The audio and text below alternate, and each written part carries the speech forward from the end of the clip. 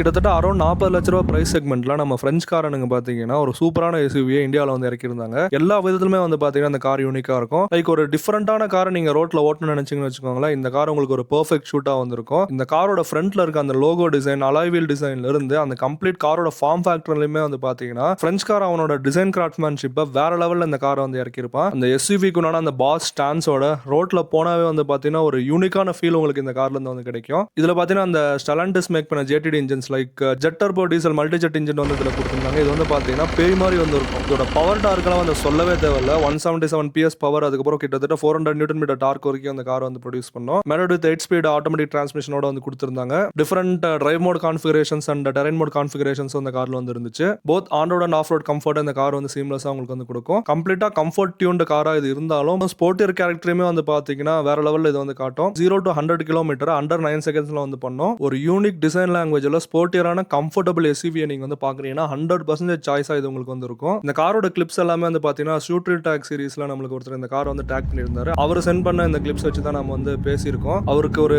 பெரிய shout out and thanks நம்ம வந்து கொடுத்துருவோம். சிட்ராயின் C5 ஏர்கிராஃப்ட் பத்தி உங்களோட தாட்ஸை கண்டிப்பா நீங்க வந்து கமெண்ட்ல வச்சுக்கோங்க.